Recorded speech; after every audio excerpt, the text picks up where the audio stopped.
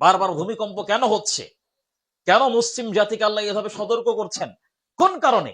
আপনার কারণেই তো হচ্ছে এগুলা, আপনার সন্তানের কারণেই তো হচ্ছে এগুলা। এর বাইরে তো আর কিছু না।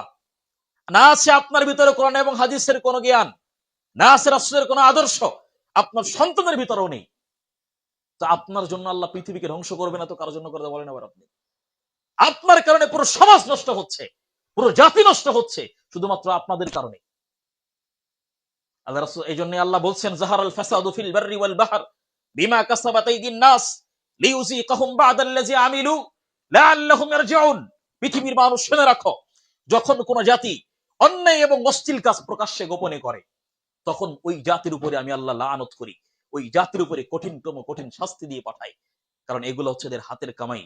রাসূলুল্লাহ সাল্লাল্লাহু আলাইহি ওয়াসাল্লাম বলছেন, এই জাতি যখন প্রকাশ্যে এবং গোপনে মদ্যপান করবে, প্রকাশ্যে এবং গোপনে গান বাজনা শুনবে, প্রকাশ্যে এবং গোপনে অশ্লীল হারাম কাজ, সুদ এবং ঘুষের ভিতরে লিপ্ত হবে, তখন এই জাতিকে আমি আল্লাহ পাক রব্বুল আলামিন আকাশ থেকে কঠিনতম কঠিন শাস্তি এদেরকে দিব। এবং এর বিপক্ষে যে জাতিগুলো আছে, ইহুদি খ্রিস্টানকে, এদের উপরে চাপিয়ে দিব। বলেন এবার আপনি, যে কথাগুলো রাসূলুল্লাহ বলছেন সবগুলো এখন বর্তমান সমাজের মানুষ করে, করে না? সবগুলাই করছে। গান বাজনা, যুবক এখন, যে রাসূলুল্লাহ সাল্লাম গানের আওয়াজ পেলে তিনি কানে হাত আঙ্গুল দিয়ে কানকে বন্ধ করে রাখতেন, আর বর্তমান সময়ের যুবকেরা সেই কানে হেডফোন দিয়ে গান শোনে। গজব কেন আসবে না বলেন এবার আপনি আমাকে? কেন আসবে না গজব? ইসলামের এরকম কোন বিধান খুঁজে পাওয়া যায় না, কোন অনুষ্ঠান খুঁজে পাওয়া যায় না যেখানে গান বাজনা ছাড়াই অনুষ্ঠান হচ্ছে, নেই কোথাও। মসজিদের কেশিয়ার বলেন, সভাপতি বলেন, ইমাম সাহেব বলেন, তার বাড়ি অনুষ্ঠান হলেও গান বাজনা হয়। এটা আমরা অসংখ্যবার দেখেছি, অসংখ্যবার দেখেছি। তো আল্লাহ বালা মুসিবত দিবে না কেন বলেন? কেন দিবে না? আজ মুসলিম হিসাবে আমাদের ভিতরে এই বৈশিষ্ট্যগুলো নেই, যার ফলশ্রুতিতে আমরা দেখতে পাচ্ছি কি, বাংলার জমিনে এখন তো আবার অনেক শ্রেণীর মানুষও আছে যারা গান বাজনা শোনে, গান বাজনা করে, এবং উল্টো ভাবে ফতোয়া দেয় যে গান বাজনা কোরআনে হারাম নাকি, এগুলা কি হারাম, এই ফতোয়া দিচ্ছে।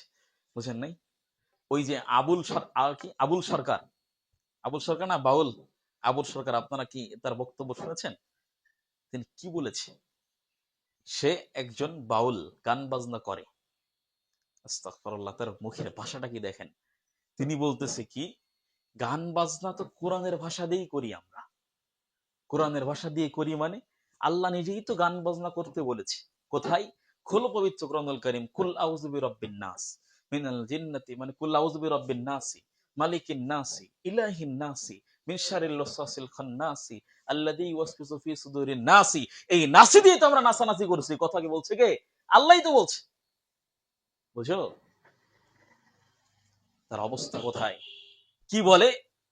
আল্লাহর মুখ নাকি যে ভাষাটা ব্যবহার করেছে যেটা বলার মতো না। বুঝেন বর্তমান সময়ে মানুষের অবস্থা কি? একটা বাউল, সে এমন পরিস্থিতি, যে দেশে 90% মুসলমানের দেশ, সেই দেশে বসে সে কি করে? সে কি বলছে? যে আল্লাহ এক কথা বা এক মুখ দিয়ে 4-5টা একাধিক কথা বলেছেন, যার ফলশ্রুতি সে এমন একটা বাক্য ব্যবহার করেছে যেটা আমরা উচ্চারণ করতে পারবো না। তিনি এরকম একটা বাক্য ব্যবহার করেছেন, আর সেইখানে অসংখ্য মুসলিমরা তার পক্ষেও নিচ্ছে। বুঝেন এটা কোন, মানে কোন জাতির দেশ, এটা বুঝতে পারছেন আপনি? আমি আপনি হলে কি করতাম? জিব্বা তো তখনই কেটে দিতাম যখন কথা শুনেছি। এত বড় স্পর্ধা হয় কিভাবে? আপনি বুঝেন আপনি কি বলেছে? মানে স্বয়ং আল্লাহ সম্পর্কে কটূক্তি করেছে, আর যে মুসলিম চুপ করে বসে আছে। আর বর্তমান সময়ে এমন অসংখ্য আলেমরাও আছে, সামান্য একটা ভোটের কারণে এই বিষয়ে কথাই বলে না। দেখেন নাই কে কয় কথা বলছে এই বিষয়ে? কে কথা বলেছে? কোন মিডিয়া তো কথা বলে না এই বিষয়ে। ভোট কমে যাবে যে, কথা বললে তো ভোট কমে যাবে, কেউ তো বলে না কথা। তুমি দিন কায়েম করছো, কোথায় দিন কায়েম করছো? একটা বাউলের বিপক্ষে কথা বলতে পারো নাই, দিন তোমার বাড়িতে কায়েম করো কি? বুঝেন অবস্থা কোথায় যাচ্ছে। আর এমন অবস্থা হচ্ছে, এর বিপক্ষে আবার মিছিলও দিচ্ছে। কারা মিছিল দিচ্ছে? যে বাউল কথা বলেছে, আল্লাহকে নিয়ে কটূক্তি করেছে। তা আল্লাহর এত ক্ষমতা, তাহলে আল্লাহকে তার সাথে লাগতে বলো, তোমরা কেন মিছিল করছো? ভাষা বুঝেন আপনি কি ভাষাগুলো ব্যবহার করে? অথচ এই দেশে অসংখ্য মুসলিম জাতি, 90% মুসলমানের দেশ, সে দেশে যদি এই অবস্থা হয়, তো আগামীতে কি যে হবে